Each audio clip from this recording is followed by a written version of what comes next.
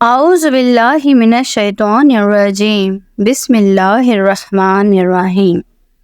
السلام علیکم ناظرین، ہماری آج کی یہ ویڈیو حضرت یحییٰ علیہ السلام کے بارے میں ہے۔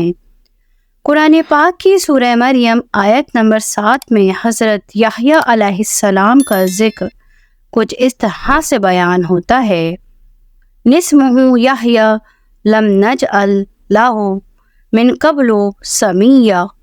ترجمہ: اس کا نام یحییٰ ہوگا، ہم نے اس سے پہلے کسی کو اس نام سے یاد نہیں کیا۔ حضرت یحییٰ علیہ السلام کا سلسلہ نسب چوتھی پشت میں حضرت ہارون علیہ السلام سے جا ملتا ہے۔ والد کا نام حضرت زکریا علیہ السلام اور والدہ کا نام اشبہ تھا۔ حنا ان کی خالہ تھیں۔ بی بی مریم خالہ زاد بہن تھیں جن سے حضرت عیسیٰ علیہ السلام پیدا ہوئے۔ حضرت عیسیٰ علیہ السلام حضرت یحییٰ سے 6 ماہ چھوٹے تھے۔ حضرت عیسیٰ علیہ السلام کو اللہ نے نوجوانی میں، اور کچھ مفسروں کا خیال ہے کہ بچپن ہی میں، نبوت کے عہدے پر فائز کر دیا تھا۔ حضرت یحییٰ علیہ السلام کے مبعوث ہونے کے 2 خاص مقاصد تھے: ایک توحید کی تعلیم، دوسرا شریعت موسوی کا احیاء اور حضرت عیسیٰ علیہ السلام کی آمد کی بشارت۔ اللہ تعالیٰ نے آپ کو 5 باتوں پر خاص طور پر عمل کرنے کا حکم دیا تھا: نماز کا قیام، روزے میں استقلال، مالی قربانی، شرک سے اجتناب، کثرت سے ذکر الہی جس پر خود بھی عمل کرتے اور اپنے حواریوں کو بھی پابند کرتے۔ آپ کا تورات میں یوحنا نام آیا ہے۔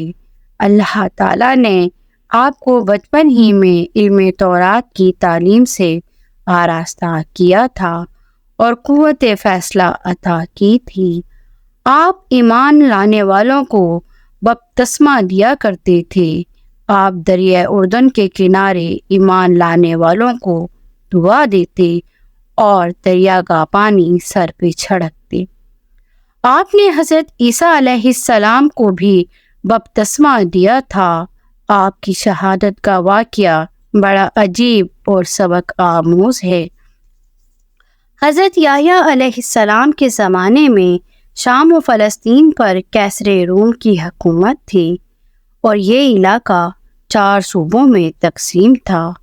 عراق پر مشتمل علاقے کا نام ترخنوس تھا اور اس صوبے کا حاکم فلپس تھا۔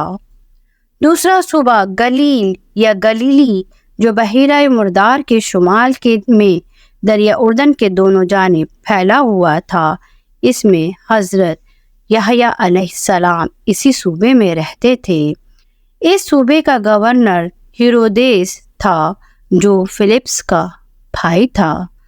فلپس کی بیوی بدکار عورت تھی اور اس کے اپنے دیور ہیرودیس سے ناجائز تعلقات تھے اور وہ بھی اسی کے پاس رہتی تھی۔ اس کا نام ہیرودیاس تھا۔ حضرت یحییٰ علیہ السلام نے اس کی سخت گرفت کی تھی اور خدا کے خوف اور عذاب سے ڈرایا تھا، جس پر وہ حضرت یحییٰ علیہ السلام کی دشمن ہو گئی تھی اور موقع کی تاک میں تھی کہ کس طرح ان کو اپنے راستے سے ہٹا دے، اور اس کو یہ موقع جلد ہی مل گیا۔ ہیرودیس حاکم نے جشن سالگرہ منایا جس میں اس بدکار عورت نے اپنی بیٹی کو ہیجان انگیز اور جذباتی لباس پہنا کر بھرے دربار میں رقص کے لیے پیش کیا۔ رقص ختم ہونے پر ہیرودیس نے خوش ہو کر کہا، مانگ، کیا مانگتی ہے؟ اس نے اپنی ماں کے اشارے اور سمجھانے پر حضرت یحییٰ علیہ السلام کا سر مانگا۔ حاکم ہیرودیس پہلے ہچکچایا مگر پھر وعدے کے پیش نظر فوراً حضرت یحییٰ علیہ السلام کو قتل کروا کر تشت میں ان کا سر پیش کر دیا۔ یہ واقعہ 30 ہجری میں پیش آیا تھا۔ اس طرح حضرت یحییٰ علیہ السلام کی شہادت کا واقعہ رونما ہوا۔ حضرت یحییٰ علیہ السلام نے شادی نہیں کی تھی، آپ سادہ زندگی بسر کرتے تھے، اونٹ کے بالوں سے بنا ہوا لباس پہنتے اور کمر پر چمڑے کا پٹا باندھتے۔ آپ کی غذا جنگلی ٹڈیاں اور شہد تھا۔ سورہ مریم آیت نمبر 15 میں اللہ تعالیٰ فرماتا ہے، جب وہ پیدا ہوا تب بھی اس پر سلامتی تھی، اور جب وہ مر جائے گا اور جب وہ زندہ کر کے اٹھایا جائے گا تب بھی سلامتی ہوگی۔ قرآن مجید میں آپ کا ذکر مبارک، نام اور واقعات درج ذیل صورتوں میں آئے ہیں۔ سورہ آل عمران آیت نمبر 38 تا 41، سورہ مریم آیت 2 تا 15، سورہ انبیاء آیت نمبر 90، سورہ انعام آیت نمبر 85۔ حضرت یحییٰ علیہ السلام کی کل عمر تقریباً 30 سال تھی۔ ناظرین، یہ تھی ہماری آج کی ویڈیو جو حضرت یحییٰ علیہ السلام کے بارے میں تھی۔ ہمیں امید ہے کہ آپ کو ہماری آج کی ویڈیو بہت پسند آئی ہوگی۔ مزید اس طرح کی ویڈیوز دیکھنے کے لیے ہمارے چینل کو لائک، شیئر اور سبسکرائب کرنا نہ بھولیں، اور ساتھ ہی بیل آئیکن کے بٹن کو بھی پریس کر دیجیے تاکہ ہماری ہر آنے والی ویڈیو آپ کو بر وقت اور بآسانی مل سکے۔ شکریہ۔